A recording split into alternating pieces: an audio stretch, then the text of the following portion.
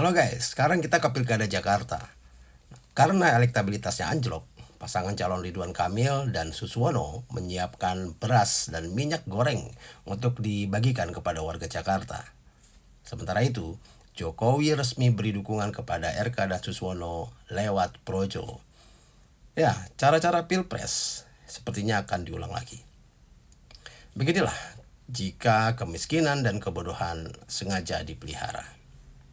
Kita sering menyaksikan banyak politikus memberikan suap ketika masa kampanye, memberikan janji ini itu kepada setiap orang yang dijumpai. Bahkan sering sekali orang miskin dijadikan objek pencitraan. Mengunjungi rumah salah satu warga miskin lah, berdiskusi lah, memberi bantuan lah, yang kemudian mereka expose untuk menggiring opini publik.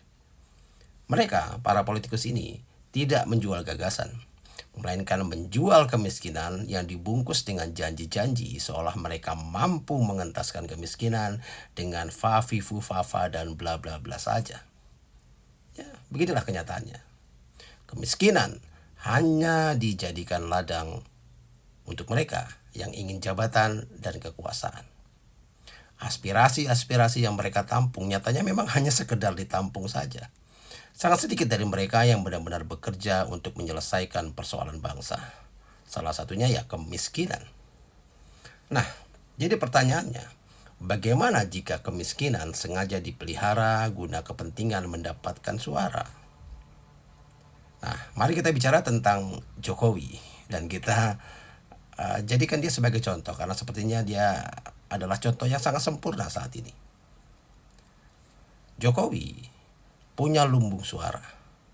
Jokowi dikenal sebagai sosok yang sangat sederhana, mulai dari penampilan, gaya bicara, hingga tingkah lakunya di depan orang-orang yang selalu dia temui. Kesederhanaan, ya ini mencerminkan bahwa dia seolah begitu dekat dengan kemiskinan.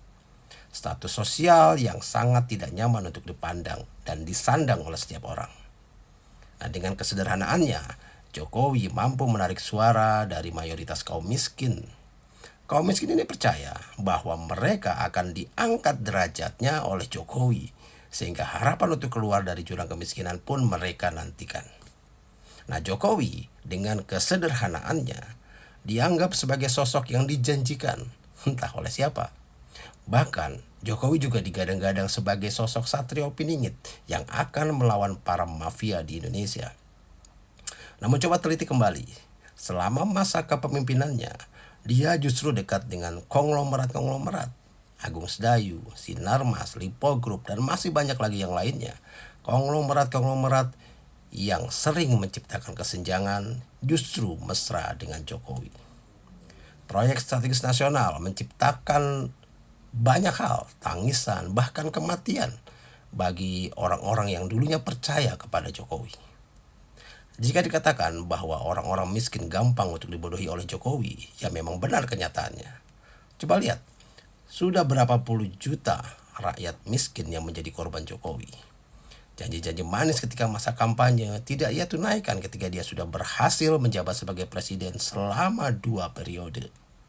Nah, parahnya, ketika kaum miskin sudah tidak tahan dengan segala janji palsu Jokowi, mereka yang marah, dicekoki dengan bansos, dengan bantuan langsung tunai, atau apapun yang sekiranya bisa menyumpal mulut mereka selama beberapa waktu. Dan apakah akhirnya mereka tunduk?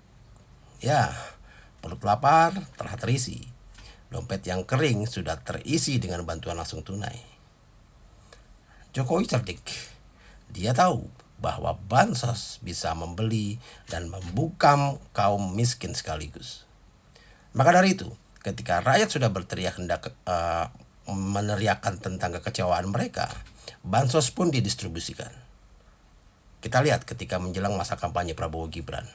Dan hasilnya, kaum miskin kembali memilih penerus Jokowi karena berharap bansos-bansos itu akan terus ada untuk mengisi perut mereka, untuk membelikan susu bagi anak-anak mereka yang masih balita. Nah, selain memelihara kemiskinan, memelihara kebodohan juga sangat bermanfaat bagi Jokowi. Mereka yang berpendidikan rendah, bahkan yang tidak mengenyam pendidikan sama sekali, ini merupakan target yang gampang ditipu. Gaya bicara Jokowi yang kalem, sederhana, ini berhasil meluluhkan kegundahan orang-orang bodoh.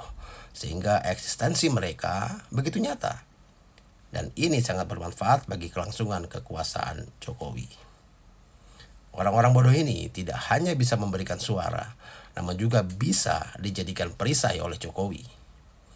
Kalian sudah sering melihatlah para buzzer pembela Jokowi, bagaimana mereka membela pujaannya, menghina musuh-musuh juru selamatnya. Mereka tidak peduli jika Jokowi memperkosa konstitusi. Mereka tidak peduli jika Jokowi mesra dengan oligarki. Bahkan mungkin mereka tidak akan peduli jika Jokowi menjabat presiden selama sisa hidupnya nanti. Kenapa kebodohan mereka sangat mengerikan? Ya karena untuk menjadikan mereka sebagai buzzer, Jokowi dan para donaturnya mengeluarkan biaya yang tidak sedikit. Mereka tidak peduli bila harus menghina lawan-lawan Jokowi. Asalkan ya mereka diberikan imbalan. Walaupun mungkin hanya Rp3.000 sekali berkomentar di media sosial. Ya, saat ini mencari pekerjaan sangat sulit. Maka sekecil apapun uang yang ditawarkan akan mereka ambil, yang bisa mereka gunakan untuk keperluan sehari-hari. Ya, miris. Tapi beginilah kenyataan negeri kita ini. Salam.